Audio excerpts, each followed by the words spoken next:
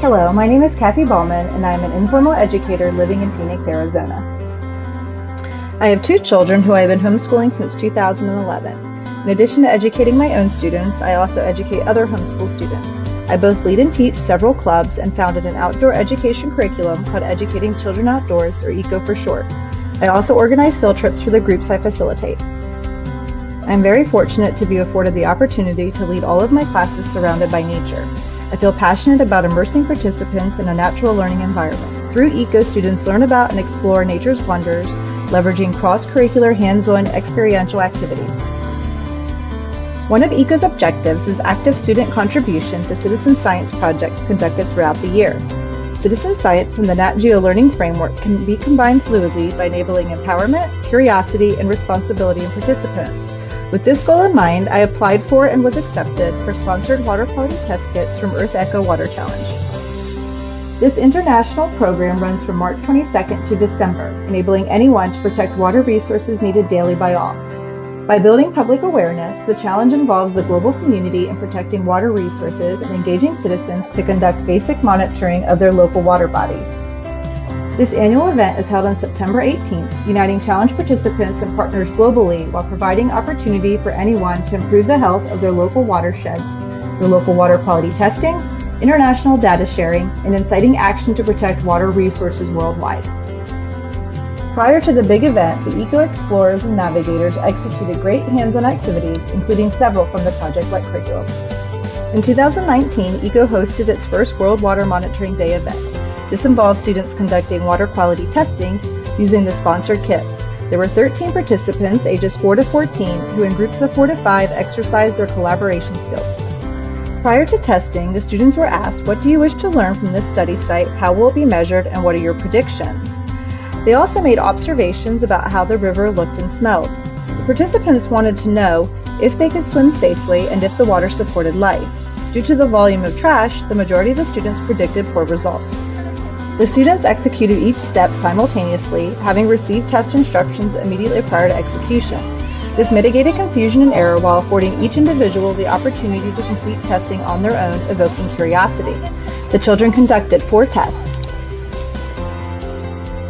Prior to each test, we discussed the purpose and what the results may reveal about the quality. The quality's impact on the ecosystem, plant, and animal life were also reviewed in relation to the specific conditions required to live and thrive.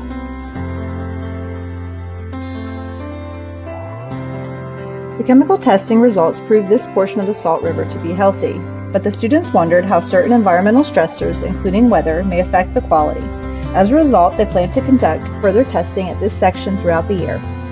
Our next step was to perform a benthic macroinvertebrate bioblitz, determining if the biological survey results supported our chemical quality results. I used this Nat Geo resource to aid in preparation. Before we began the bioblitz, we discussed how it provides us an ecological perspective of the river. We discussed how some macros are intolerant of environmental stressors and how others are tolerant, and that we can gain a better understanding of what has been occurring in the river over a greater length of time because of these indicator species. To encourage the students to continue working collaboratively and to get them to utilize their observation skills, they placed all the macros they found in one tray. They then used dichotomous keys and field guides to help them ID the critters they found and logged their data.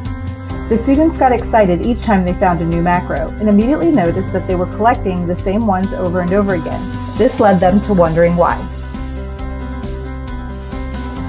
After the students figured out the biotic index score, they were able to put all the pieces together as to why there were more of a certain species over others, and they determined, based on the bioblitz, that our section of the river is more of a fair quality. To get the students to investigate local, regional, and global scales, all of the results and a link to the uploaded data was emailed to the students. Students were able to compare our data with previous data that had been collected upstream and downstream. This provided them with a historical perspective.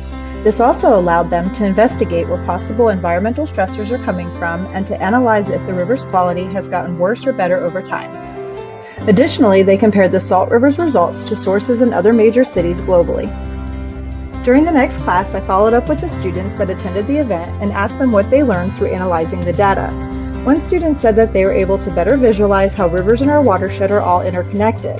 Another indicated they had a better understanding about how what happens upstream in the river can affect the river downstream too. Enabling the students to obtain a spatial perspective of the watershed and a greater understanding of what thrives in specific conditions was key. This afforded them first-hand experience with chemical testing, providing only a snapshot in time, versus macro data, which provides us insight over a greater length of time. After completing our test, the students collected 2 bags of refuse along the river while reviewing the principles of Leave No Trace. This allowed the students to take action and assume responsibility, empowering them to consider more ways to contribute. However, the lack of waste receptacles near the water prompted discussion. Who should they contact to petition the placement of containers nearby, decreasing the likelihood of littering? During both activities, students gathered more knowledge of our planet's ever-changing wildlife and wild places. They attained an intimate understanding of our impact on the local watershed, the creatures living in or near the riparian zones, and the humans that rely on the river for water, power, and recreation.